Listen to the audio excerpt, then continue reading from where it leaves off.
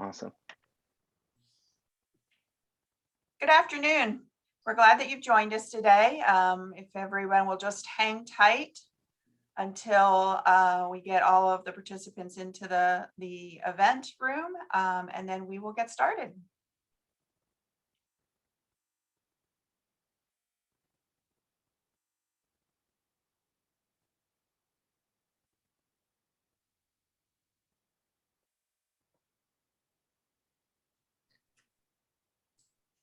You're just joining us, if you would just be patient a little bit, we're going to give everybody time to get into the session. We're so glad that you joined us today.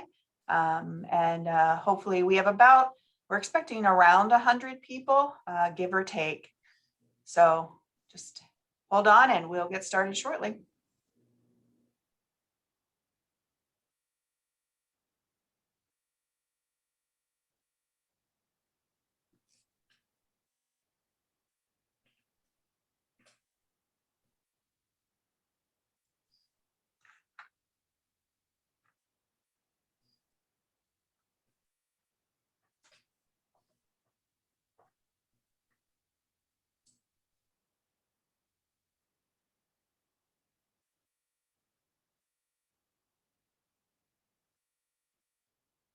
Good afternoon, everyone. Glad that you've joined us.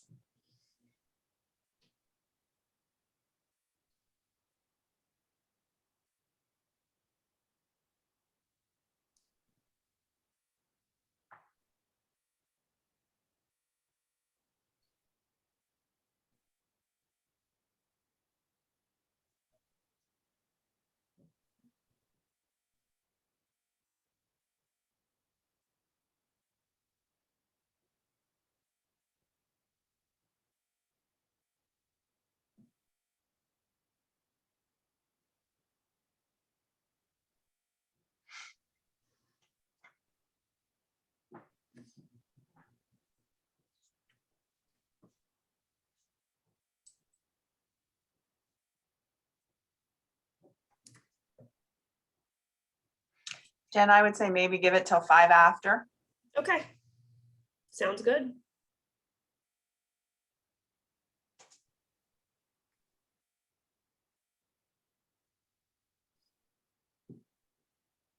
Good afternoon. If you're just joining us, we are just waiting to get participants into the room.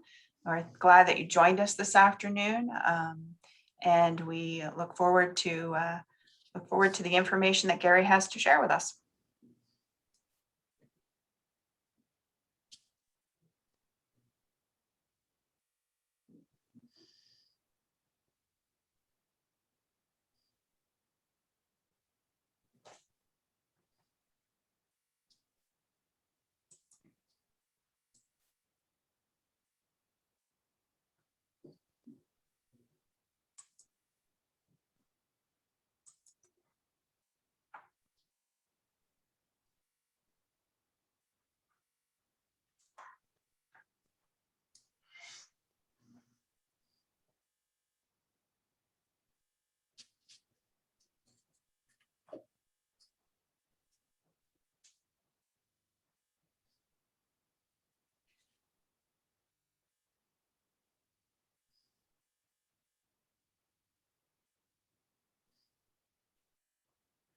Good afternoon, friends. We're glad that you've joined us. We are going to start about 5 minutes after the hour. So if you'll get settled in, we are waiting for a few more people to join us. But thank you for sharing your time this afternoon with us. And we look forward to information that Gary Romano will share with us.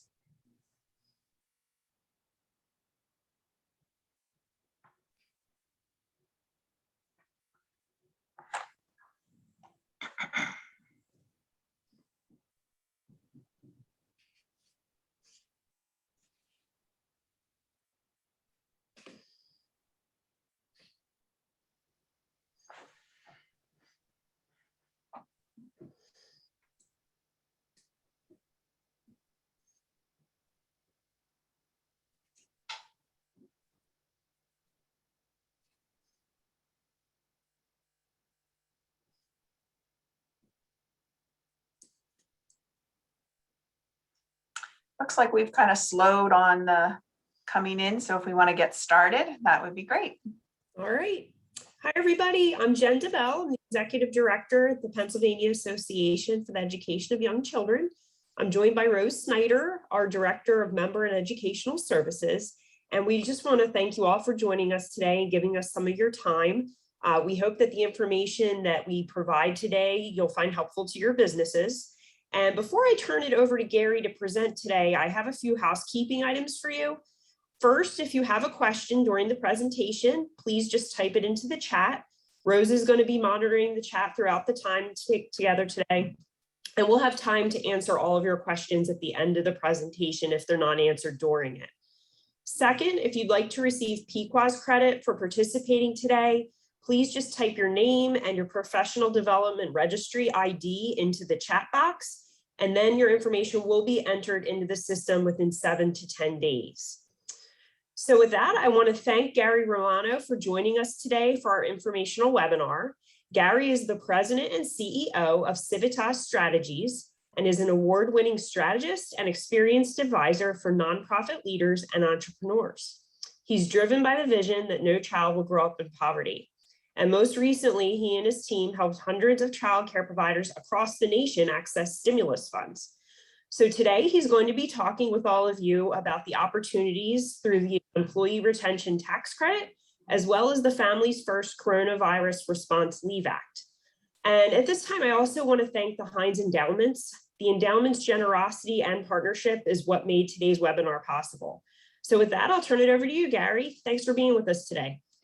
Glad to be here, excited to be here, talking about some really interesting programs that likely you have not heard of and are also likely entitled to and should be accessing, especially as you plan your recovery. So let's jump right into it. As Jen mentioned, we're talking about two specific programs. One is Families First Leave.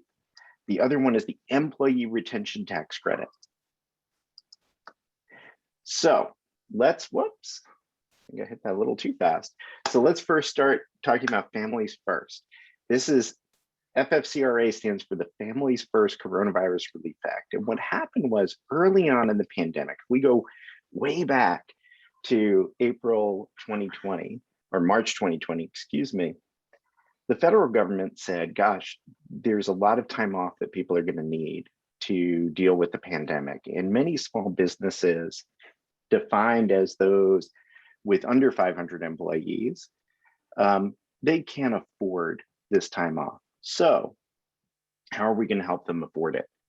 So what the federal government did was they came up with a vehicle for businesses, whether it's one person. So if you're a family care provider and it's just you qualify. If you have up to 500 FTE, so it's not even really employees, it's full-time equivalents, this can apply to you, right?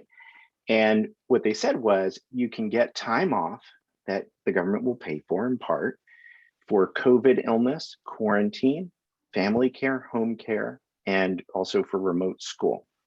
And this has been running since March 2020 to today. And both this program and Families First that we're going to talk about, you're going to hear me refer to 2020. And the reason is that both of these programs can be applied retroactively. So if you say to me, gosh, Gary, well, I don't really need quarantine time right now or whatever, we can look back in time and help you figure out how to get that money you should have gotten, let's say in 2020. So let's talk about the more specific benefits. I seem to have a little bit of a delay here, my apologies. So there's really two columns. This is the hardest part of Families First, what we're about to dive into, I promise you. So on one side, we have COVID, quarantine, or illness. And the rules are you get up to $511 per employee per day for COVID or quarantine. So if you're, by the way, if you're a solo entrepreneur, right, it's just you, this money is coming to you. If you're the business owner, let's say you have 300 employees, this money is coming to the business, to be clear. So get up to $511 per employee per day for COVID or quarantine because of COVID. Now keep in mind, this is whether it's on an individual basis, like let's say Jen unfortunately got ill or was exposed and needed to take some time off. But it could also be on a site-wide basis, right? So it could be that we had an exposure at our center, so I need to send Jen and Rose home for 2 weeks, and we paid for them, right? And so we can then claim that time. And again, at $500 per employee per day, with the rates in childcare, this often means 100% of what you're paying. If you're caring for a family member who had COVID, then it's only 2/3 pay, up to $200 a day. You get 10 of these days from March 2020 to March 2021, and then it reset on April 1, 2021 to now. And this continues through the end of this calendar year. So you still have this time. So if, let's say you had a closure in November 2020, and then let's say you had another one more recently, those could be 2 separate incidents, 10 working days. I'm sorry, yeah, 10 working days. So second part of this benefit, caring for a child out of school. So this is for when you're closed, but your school would regularly be open. So what we mean by that is it's a little bit of a kind of special way of saying, you know, if let's say your daycare was closed because of COVID, right? Maybe they had to close for 2 weeks and one of your employees that you kept paying had to be at home with their child. Good to go. This can also be for remote school. So maybe your child, you know, their school went to full remote and you couldn't work, but you kept getting paid, or you were a solopreneur and you had to help your child instead of working, right? And in those cases, right, you would qualify. If let's say it was a snow day, unfortunately not, right? So it's a day the school is normally open. Holiday, no. What's interesting about this benefit is twofold. So it's going to pay you 2/3 of your rate of pay, up to $200 a day. And this could be up for up to 10 weeks. That's 50 days of benefit. This can be intermittent, which is interesting. So for example, we had a provider we worked with in New Jersey where Friday was her day for helping their child on remote school. Other days she was working, Friday she wasn't. Well, she was able to claim that benefit for every Friday, right? And since that went most of the school year, she was able to claim that benefit throughout the school year. So it really adds up quickly, as you can imagine. And by the way, you can use these separately. I'm like dancing around with my fingers. So you can, for example, if you were quarantined, right, for 2 weeks, claim those 2 weeks. And then maybe you also throughout the year had to care for your school, your child who was out of school. You can do both. We had one provider who was a home-based provider who did exactly that. She had 2 weeks that she had to close down for quarantine. She also had to spend most of the spring with her child doing remote school, so could not really have normal hours. So she was able to get both of those. So how do you claim it, right? We've talked about what the benefit is. So now what do you do with it? First thing you want to do is you want to document the time and rate, right? So this is a really important point is, whoops, excuse me. I don't know what's up with my slides today. There's this delay. So what you want to do is if you have W-2 employees, this is as simple as a payroll report, right? Do a payroll report. You know, and many of you, by the way, we'll get to this with alerting the IRS. For many of you, this step kind of gets combined with alerting the IRS if you have W-2 employees, because you're going to let your payroll company know, right? But it's good to have some sort of documentation that says we were closed for 2 weeks and that's why we called up the payroll company and asked them for our emergency leave for that time, right? Like we had this November closure from this date to this date, and that's why we asked for it.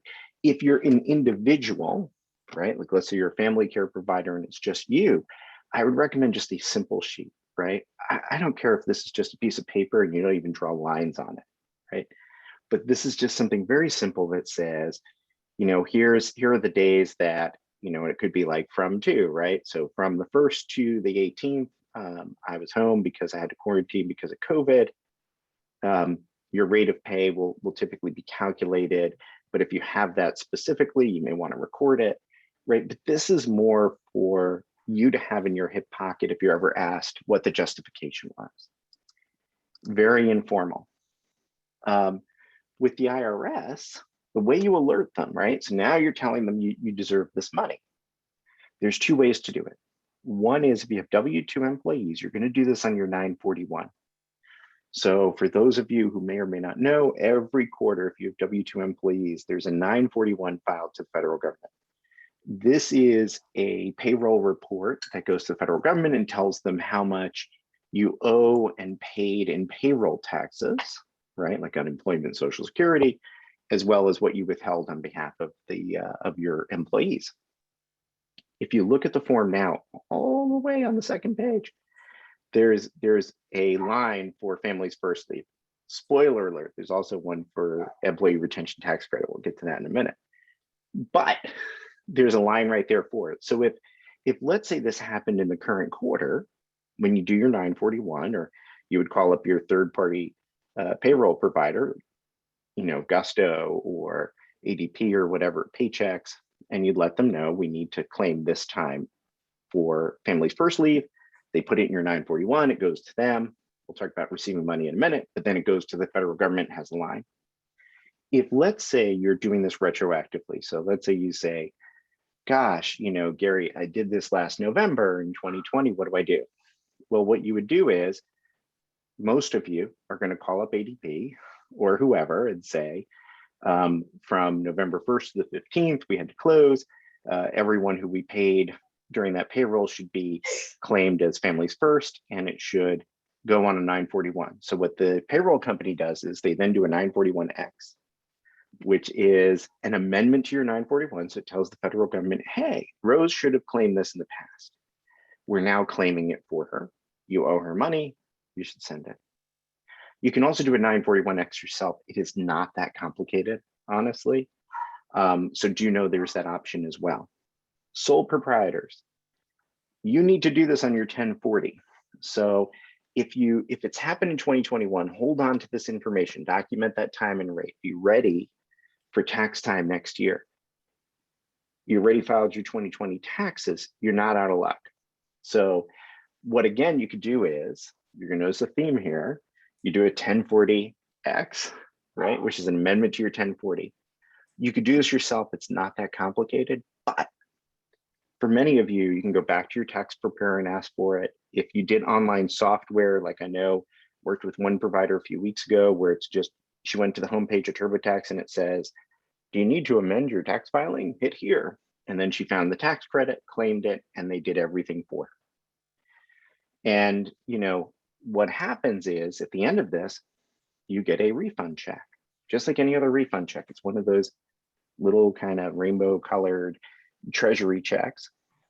If it's a 941, it's going to come from the IRS. If it's sole proprietor, you're either going to get it in your refund check. So with 2021, if you claim this, it'll be in that refund, it'll be combined. If you've already done your taxes and you ask for this on top of it, they just send a separate check. It's that simple. Gary? So yeah, Rose, go ahead. We have two questions. One is, can we apply for closures due to government stay-at-home order, which we paid employees? And that is what you're referring to. I just wanted to confirm that for the individual who's asking that. So we're so close to that. And my apologies, I've been on back-to-back video calls and I was realizing my headphones are like running out of power. So I was like, I better charge one and then switch out in a minute. So when we talk about families first, when we talk about the employee retention tax credit, that's where the closure is going to come in. Okay. So pause on that. I promise we're going to get you that money.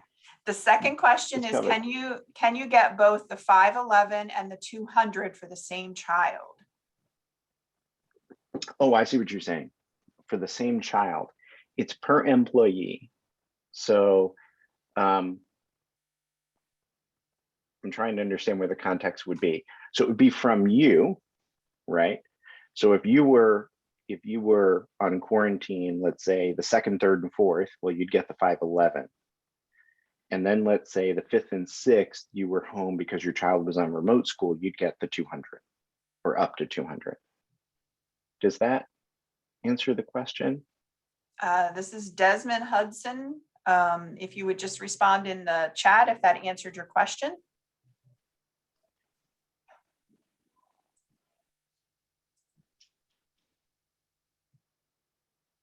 Yes. Okay. Awesome. And then we also have someone asking, just to be clear, the credits are while your center is closed and you paid your employees, not while you were closed and they collected unemployment. That's an important point. It is not when they are on unemployment, nor can you use it in conjunction with the PPP. So what I mean by that is, if we already paid Rose through the PPP, we can't then charge this time to Families First. However, let's say Rose wasn't on the PPP, but Jen was, we could charge Rose for Families First. So some of you who have not done your forgiveness on your second PPP, if you do have this, and we're going to have the same rule come into play when we talk about the employee retention tax credit, this may be a time to think more strategically about how do you use the 24 weeks of forgiveness and how do you assign who is being paid at what time by which fund, if that makes sense. I'm getting a couple more here. Good. How do we sign up for this information? I'm so glad you asked that, Melody, because we're going to tell you about that at the end of this presentation. Good segue, And then Melody also asked about the PowerPoint, and we've had a couple of people ask that. We will be sending out a recording of this presentation after the conclusion of today's event. It will come out tomorrow. So I just wanted to make sure everybody knew that. Excellent. Excellent. So I will charge on. You can still ask more questions as we go on, but let me talk about the employee retention tax credit, because this one always gets me very excited. I actually saw and there's Desmond saying, hi, Desmond. I just realized it's you. I was wondering if it was you from the reinvestment fund. Good to see you. So, so with the employee retention tax credit, I saw it was actually this morning, I saw a survey that one national business group had done that said only about 10% of small businesses know about this program. And I would say it's even lower when we come to childcare. There has not been a permeation of this information in childcare, and it is an incredibly helpful program. I think I would argue that, so when I first started talking about it, I used to always say it was esoteric, it's a bit different. Then I realized something. This is intimidating people, and you shouldn't be intimidated. This is actually easier than the PPP. It's payroll based, just like the PPP, but there's no application process. You don't have to go to the bank. There's no loan. There's none of that. The refund has no constraints, right? So there isn't somebody telling you, did 60% of this go to payroll? Did 40% go here? How'd you use this? How'd you use that? And there's no forgiveness. So what I would say is, for the sake of this discussion, take employee retention tax credit and put it aside, right? And let's just focus on easier PPP, right? Let's think of this as just easier PPP and move from there. So, as I mentioned, one of the challenges that people have with the employee retention tax credit is they say, why haven't I heard about it, right? And I think there's a lot of reasons. One is a lot of nonprofits will say, we don't pay taxes, so this doesn't apply to us, so we shouldn't even look at tax credit. But the tax credit is actually coming through your employer Social Security account. So what that means is, if you are an employer, you can get this tax credit. You have to have a W-2 employee. So unfortunately, those of you who are solopreneurs, who are using your Schedule C for your income in your business, this unfortunately is not for you, right? But if you have W-2 employees, it is potentially. And so take the nonprofit thing, put it aside. You have W-2 employees, you're in. My accountant didn't mention it. Most accountants don't. Again, it hasn't had its big permeation. And as you're going to see, this isn't about taxes. Very often people will say, it's about taxes, it's got to be my accountant. As you're going to see, this is really about payroll. So your taxes don't know about it. Your third-party payroll company, by the way, does, and probably hasn't said anything about it. It's not in the news. It really hasn't been. Why, I don't know. There's a couple of people who I've spoken to at Forbes about it, another national publication, and they just didn't go for it. And I don't know why. I think it's because it is not as commonly broadcast and understood as the PPP was, but there we go. And of course, there sounds complicated. Push that aside.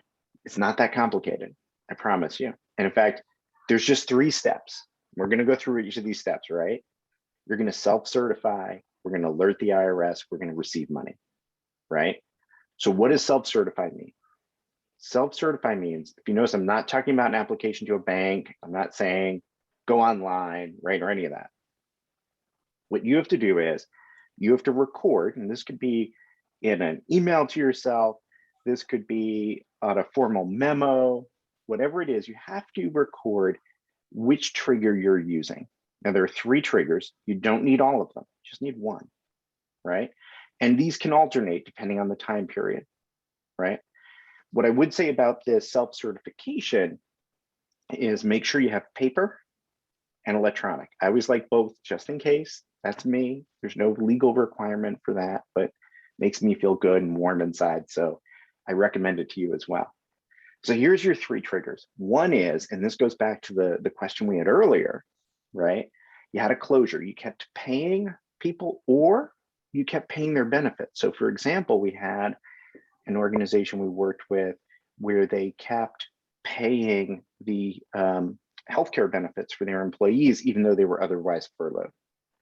They could get money back on those benefits. So that's one. So for the period of the closure, and again, these are all ordered by local, state, federal, right? So if you were closed, let's say from March through April, because you know the government said you had to in some way, and you kept paying people, that would be a trigger, that period. Another one is revenue reduction. And so I promise you, this is the hardest part. Okay, so bear with me. I'm going to get you through it. This is the hardest part. So what you do for revenue reduction is the first thing you need to think about is 2019 is always your base year, right? That was before the world ended. That's where the federal government has said your revenue was normal, quote unquote, in 2019. I know that doesn't always work for everyone, right? Some people have said, gosh, I had the worst 2019 than I had in like 10 years. Unfortunately, that's the date we have to use, right? And by the way, for those of you who may have started mid-pandemic, you can apply for this. It gets a little bit more complicated, so I won't go through it on this webinar, but I want you to feel like, well, but I didn't exist till 2020 or 2021. What do I do? You can still be part of this, just gets a little bit weirder. But 2019 was the start, right? So first thing you want to do is look at your gross revenue. How much did you take in 2019 per quarter? Then you're going to compare it to your revenue by quarter in 2020 and 2021. For those 2 years, you want to include everything but your PPP. PPP gets set aside, doesn't count for this purpose. In any quarter between 2019 and 2020, where you had a 50% or greater reduction in that revenue, you trigger the whole quarter. In 2021, it becomes 20%, so it's easier. Once you have a trigger, as long as you have a reduction of 20% or more, it continues. So let me give you an example, because I know this is the hardest part, I promise you. So because I'm doing this math on the fly, let's say for the sake of argument, in 2019, you made $100,000 a quarter. 2020, quarter 2, you made $48,000. That's a 52% reduction, so you're good to go. So you now get all of quarter 2. Quarter 3 rolls around. Your revenue started doing better. You went up to 60, right? 60,000, still a 40% reduction. So you're above that 20% line, so you can continue. Now you have quarter 3. Quarter 4, let's say it gets better. Now you're up to 75. Well, it's still a 25% reduction. So now you have quarter 4. Quarter 1 of 2021 rolls around and you're at 80. You still qualify, right? Because we're at 20%. So you get an idea of how, once you trigger it, it can continue more easily. And those are per the whole quarter. So even if your money raised up, you still get the quarter. The final trigger is what we call partial cessation of business. And this one was one that we didn't originally talk about because there was no definition. And the definitions were wild because the CPAs of the world said, we'll make it up ourselves. And then in March 2021, the IRS came out with the first definition. And this is the definition that stuck. And what they said was, if you have a 10% or more reduction in the capacity to produce goods or services, you can claim this for your organization or by business unit. So that's a lot I just said. So what does that mean? Let's start with the example the IRS gave, and then I'll give you an example from the world of childcare. So when they rolled this out, the IRS gave an example of a pizza parlor, right? And the pizza parlor has a takeout division and a table division, right? So they have takeout, and they also have, the sit down area in the restaurant. Takeout did great. Was there some reduction in their ability to serve people because some people didn't like waiting outside, or because they need to take more breaks because of the hot kitchen and the masks? Yeah, but was it 10%? Who knows? It would be too hard to measure, right? So in that case, right, probably the takeout service wouldn't qualify, right? It'd be hard to really measure that. The table service, though, was a very different story. Because the table service, they had 10 tables. They had to roll 4 of them into the back because they need to socially distance the tables. Now they have 6. That's a 40% reduction. That's greater than 10%. So in this case, they could claim wages around that table service. For an operation like childcare, which tends to be more holistic, especially if you're a smaller center, let's say, this can apply to the entire operation. So for example, we had one provider we worked with in New Jersey who their license capacity pre-COVID was 60 kids. Up until March of 2021, the most they could have by law because of the changes in the ratios was 42. So that's about a 33% reduction in their capacity. So they could trigger it. And because they were a small enough operation, they could claim the whole thing, right? So to Melody's question, I was open during the waiver during the shutdown, still had low enrollment. What I would say, Melody, is, so here's the difference with partial cessation.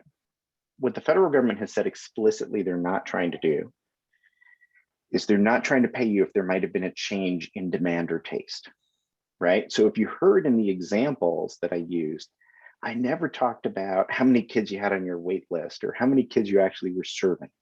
It's not relevant to this, but what is relevant is if there were 1,000 kids lined up at your door one morning, how many could you legally be serving?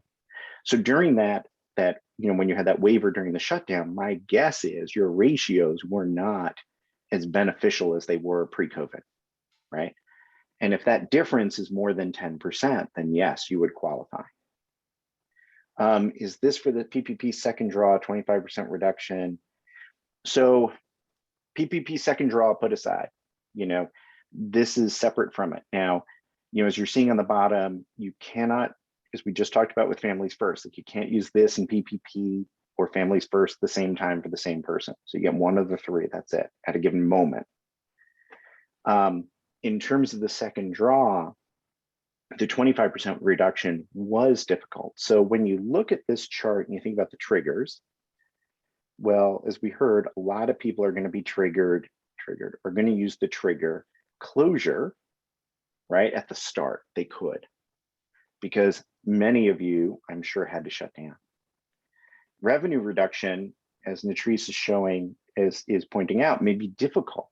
We worked with a lot of providers in New Jersey who couldn't qualify for the PPP second draw because with the money that was coming in, especially if you had subsidized care, in some cases, providers even made a little bit more than they used to. Now, don't get me wrong. I know your costs were higher. I know it was not easy. I know you weren't sitting there like Scrooge McDuck swimming in money, right? I know that wasn't happening, but these are the rules that we have from the federal government, which is why partial cessation is such a big deal. Because Natrice, my guess is that even though you didn't have a revenue reduction, you probably had a decrease in capacity. That somewhere, whether it was state or local, somebody was saying you can't serve as many kids as you used to. And again, that may not be the case right here, right now, but if it was in the past, then you can apply for this retroactively. If you receive grants, Sherry, other than the PPP, Families First Leave, Employee Retention Tax Credits are the only ones interacting for these programs. So you can have 1,000.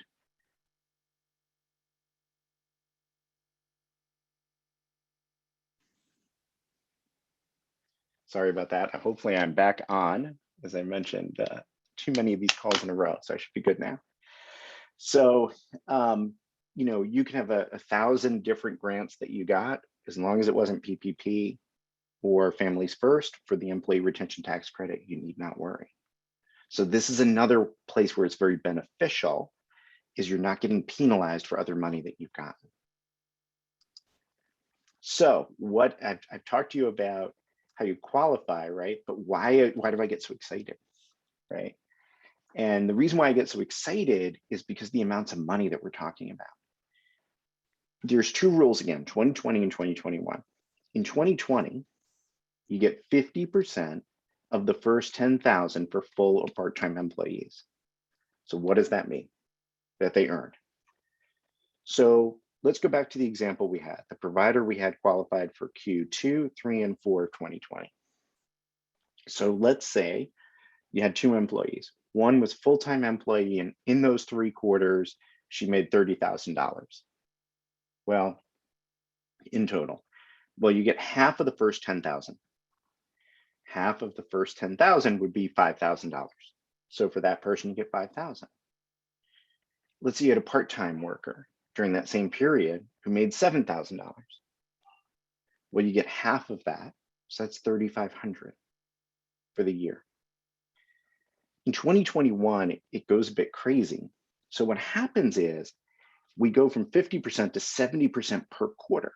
So if we take those 2 examples again, right?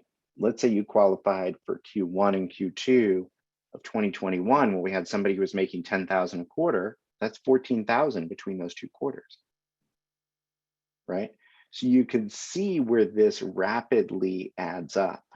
Now, currently, and I'm going to talk a little bit more about this in a minute, but currently the program runs through the end of the year. What we have heard is that just this morning, as people are going through the infrastructure bill, that this program, if the infrastructure bill passes the House as is, would end at the end of September. Now, would you be able to apply for it after September retroactively? We don't know any of that yet, but we know is right now it's still valid and you can hit previous years, right? So you could see where this could add up. And again, you can ask for these things for 2020, for 2021. You could start it now if you are eligible, moving forward at least through the end of this quarter. For the 10% reduction in capacity, would it also count if we were closed for 3 months due to government shutdown, even if our capacity? So no, it wouldn't, right? So for the 3 months, you would be able to get it using the closure trigger, right? But it's a really good question, right? Would our capacity change because over the months or over the year, we could serve fewer kids? This is really about capacity at point in time. So the question would be, when you came back in June 2020, how many kids were you allowed to serve in maximum at that point, and then moving forward? So I would look at them as 2 separate triggers. So I hope that helps, Meg. So again, let's talk about how we do this, right? So we talked about you self-certify a trigger, right? You are going to have a record of this in some way. Could be an email to yourself, could be a memo to yourself, something really simple, but definitely record, why do you feel you're eligible, right? Definitely keep up on any government changes. There really haven't been, this is becoming more and more stable. And as I said, it may sunset after at the end of September. So, this may be a lot more stable in some ways. Next, once you have that trigger, you're going to go to your payroll company first and foremost, right? Go to ADP. Even if it's a small company, I assure you, even with only 10% of small businesses knowing about it, your payroll company has come up to this.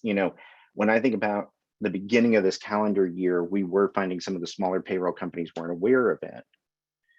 But now they all know, So you want to contact your payroll company first and foremost, because likely they have a system for you to tell them what you need, and then they amend your 941. So for example, we found, and I'm not endorsing it in any way, but just saying by numbers, right? ADP is represented by far the most among childcare providers we've worked with, right? And with ADP, you call them up and you say, I would like to claim the employee retention tax credit for quarter 2, 3, and 4 of 2020.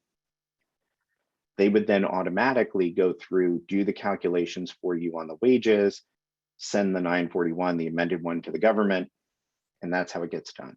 If you need to do it yourself, right, you can do those calculations. Kumar, unfortunately, I don't have a specific Excel template for you, but that is something where it should be pretty easy to put together. But as you look at this, if you are doing it yourself, definitely check those numbers, right? And then doing the 941 is not particularly hard. We have had a few providers who have reached out to us over the period that we've been doing this, who have even said like they have gone to their CPA about this part of it, and they've been able to execute it. ADP Nutrice does charge extra. They charge extra for the amendment, so it's a good point. They charge about $250. We've seen other smaller payroll providers range from nothing, like Gusto doesn't charge you anything. Paychecks, I believe, charges a nominal fee.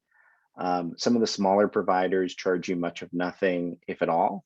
What we found is we have yet to have a case where somebody qualified where the fee was more than what they were getting back. So typically the providers say, gosh, this makes sense in the long run.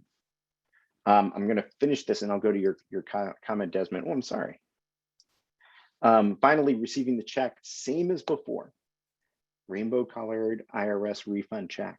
The time says 8 to 10 weeks. I actually saw some data just this morning from the IRS that was saying, I even have it on my desk, 8 to 12 weeks. I wrote it down just for this. So a little bit longer officially from the IRS, but you do get the money. We've had providers get it. There's no effort needed after that. There's no forgiveness. There's no forms to fill out. You get the check, you're done. It's really quite nice in that regard. Just to answer a couple of these questions that we have. Desmond, let's say we closed and had 2 employees that I continue to pay $30K for the year, and I got PPP loans for 10 of the 30. Yeah, you absolutely can. If there's a difference between so to your point, right? If let's say we paid Rose on the 15th and 16th under the PPP, but then on the 17th she wasn't, but we can qualify for employee retention tax credit, we can start right then, right? If you had people that, let's say you only paid for part of the PPP for, you can add them as well. So yes, this is a lot of part of why I get so excited about it is when you start working with this in the PPP, especially if you haven't done your PPP forgiveness yet, which I know for 2021, most of you have not, you could really do some interesting things if you qualify, right? So if you think about December 2020, before these rules changed and the ERTC came into play, when I was doing PPP forgiveness webinars, I would often say, put it all in payroll. It's going to be easier for you. It's going to be easier to track. It's going to be easier to do. Just put it in payroll, be done, right? Easier audit trail. Now what I say is, if you're going, first figure out if you're going to qualify for the ERTC or Families First, then get very tactical about it. If you do qualify for an ERTC at the same time you had your PPP, I would start by saying, how do you spend the full 40% on non-payroll things, right? Because the more that you can support in other ways, the more payroll you have to additionally put on the ERTC. So I've probably gotten like way too detailed for a lot of you, but these are kind of some of the things that could be happening. Oh, I see there's some more questions. So I was like, that's it? If we get the credit and give it to the employees who worked or stayed with us, do they have to pay taxes on it? Is a way to give it to your employees untaxed? Janet, that would get, very operational. So generally, right, if you gave them the money it would be taxed as payroll would, right? If, let's say, you somehow did something like, let's say you have a profit sharing program with a 401k, could you do it tax-free? You could, right? But that would get very tactical. There isn't an easy way for me to say, if you write the check this way, it would be tax-free. But there are opportunities to do that, but that would be something you'd want to speak to your accountant about in particular. That is a point to bring your accountant in. Can we send you the PowerPoint? I have to get going. Melody, we'd be happy to, I think, or we're going to send a recording of the presentation. Other questions? Everyone's really quiet.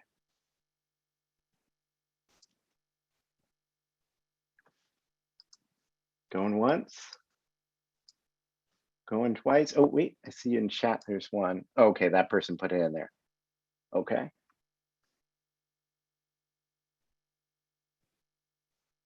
Any other questions? Going once? Going twice? Sold. Awesome. Well, I hope and certainly I know Jen and Rose have a few things I want to close with. It's been a pleasure. I would definitely think about these programs. Again, you may not have heard of them, but it doesn't mean they're not real. We have in New Jersey, just 28 centers have brought in to date over $9 million through the ERTC and Families First. That's the kind of money we're talking about. And I know you need it as you come out of this pandemic, and especially as we're wrestling with the Delta variant, we don't know how things are going to go in the future. This is a great opportunity. You are definitely correct, Gary. We don't really know what the future holds for us, but we know what we have available to us now. And it's important that we take advantage of what we have now. Somebody asked early on is, how do I get the applications to do this? And although we can't provide you with the applications to do this, we can provide you with the support to help you through that process. Through the generous support of Heinz Endowments, we have been granted the opportunity to provide a limited number of individuals who would like technical support from Gary to help them go through and figure out what could I get, how do I get it, and what do I do about it. And so we are going to be providing you tomorrow, 24 hours, keep in mind it's 24 hours after this session, you will receive an email. In that email, there will be a link that you can access an application for the technical assistance. Those applications will be reviewed, and then we will be limiting, of course, if we don't reach our limit, everybody can get it.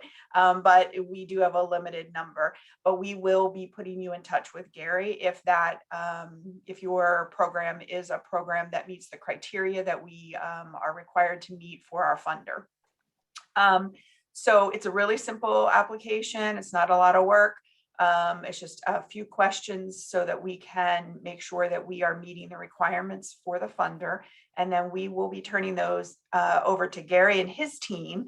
And then his team will be working to assist you in and hopefully obtaining some of these funds to kind of bring us back to a sustainable situation for funding in early care and education for your program. So I would like to just share a few things with you before we go. I really appreciate everyone's time. I'm going to share my screen. And I want to remind you that although this opportunity today was brought to you at no charge, we do want to make sure that you remember that Penn AC is a membership organization. And from time to time, we do have things that are available to members only. So membership is definitely a value that you may want to consider. And we have membership levels from our entry or basic membership level of $30 per year up through a premium membership of $150 per year.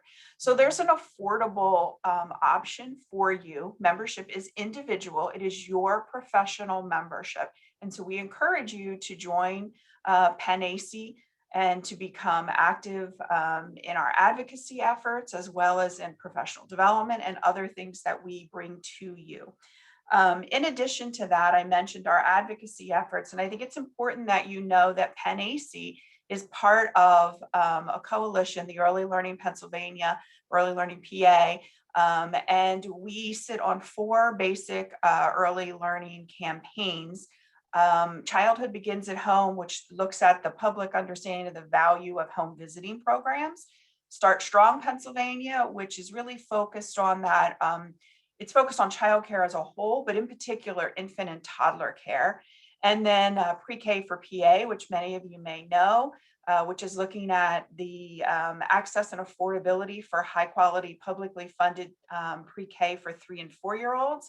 And then Thriving PA, which is a newer campaign that we are part of, which looks at equitable access to health supports, comprehensive prenatal care, health insurance, all kinds of things relating to the health and well-being of children. And so we are always looking for individuals who want to share your voice, to be a voice as an advocate for young children and their families. And your story is so important. Your story makes a difference, and we need your voice. So we encourage you to, when we send out action alerts or we have events and activities going on, that you join us for those, because as I said, it's your voice that matters. And it's important that we advocate for early education. So if there are no other questions and there are no comments from Jen or Gary, I am going to bid you all farewell and have a wonderful afternoon. Thank you for having me. Yeah, there is actually a question here that we may have missed. Okay. The 941 in combination with the employee federal tax, Social Security and Medicare, employees, Social Security and Medicare, the refund would be received, would it belong to the business solely? Did that make any sense to me? I didn't say that right. Yes. So if I understand it correctly, Beverly, if let's say my company, did a 941 for either of these programs, right? And we got the check back, it would be addressed to Civitas Strategies, right? So it wouldn't be addressed to me personally. It wouldn't be addressed to the employee. It would be addressed to the company. Because there are no constraints on it, what I do with the money at that point is my business, right? And of course, it has to be treated as any other company revenue, right? So it's not like we were talking about earlier, like I give it away tax-free or something. It would have to be, treated as other revenue. But if I want to use it, to, like, we've had centers who have said, can I redo the playground? Absolutely. It's not the federal government's anymore, right? Can I provide some bonuses to my staff? Yeah, you can, as long as you do it in accordance with how you would do any other payroll, you're good to go. So there is that openness to it. Laura, for you, unfortunately, this one particular program is for W-2 employees, but I would look very carefully at Families First. It is rare for us to find a childcare provider, whether they're center or home-based, who hasn't had to have some time off for COVID, for caring for a child, for quarantine, for remote school. So I would take a close look at that program to at least get some of those things. Is it simply a credit to the way it's done technically, Joseph? Like, if you really want to get into the uglies of it, it's a refund off of your employer's Social Security account. So it's as if you paid too much money in taxes, right? So it comes back to you on a quarterly basis as a refund, as a check. So it doesn't, theoretically, you could take it off of what you owe. So if you're doing it in the current quarter, and we had a provider that we're working with in Texas last week who said they owe $20,000, they have, $15,000 in credits. Now they only have to write a check for $7,000. You can do that in the current quarter. Past quarters, you would have to take as a refund because you've already paid your taxes, right? I hope that all makes sense, Joseph. If not, apply for the TA, right? And we can help you with that. Cheryl, I agree with you. It is a lot to comprehend. It is a lot, and we recognize that and appreciate that thought process, which is one of the reasons why we have why we tried to get Gary's company, because they are the experts on this, to help us and to help you. So to your point, and your question is down further, you said that you've been operating at 50% since August of 2020 and did not get PPP. I highly recommend you fill out this application, and we can hopefully be able to offer Gary to help you out. So just, I get it, believe me. My head spins every time I hear Gary talk. I love the hearing because he gets excited. Like we all need this, but it does spin. There's also, yes, we will offer the PowerPoint. I will be sending that out personally from my email to everyone who was registered for the event. That will happen tomorrow. And can you pay taxes with some of the monies? Can you pay taxes? So I think there's two tax questions. So Joseph said, are they taxable? Yes, they are considered as ordinary income that you would have for your business. So it would be taxable accordingly as you would other income for your business. Can you use it for taxes? Absolutely, because it's unencumbered. So once you have this refund, it's like any other refund, right? If you did your personal taxes and you got a refund, the federal government can't say, well, Jen, you can't go out and buy yourself a new car or whatever, right? It's not their business. So at that point, once you have the check, you can use it. Yeah, which I know is like, it's bewildering. And to Rose's point, I don't want to sound too trite about this. You know, we had a provider just a few weeks ago who finally got her check for the ERTC, and she texted it to me and she said, I just want to make sure one last time, this is not a loan. I can just deposit this. I don't have to worry. And I was like, no, you're fine, go ahead. And she was really excited because her center really needed the cash and it came at a great time. But I get that there's a lot of trepidation, especially when there's so many programs that are flying around. So we're glad to be able to help, and we hope we'll be able to help you. That's great, Gary. Yeah, it's definitely definitely necessary to have your help, which is why we're engaging you, because Jen and I are not the experts on this.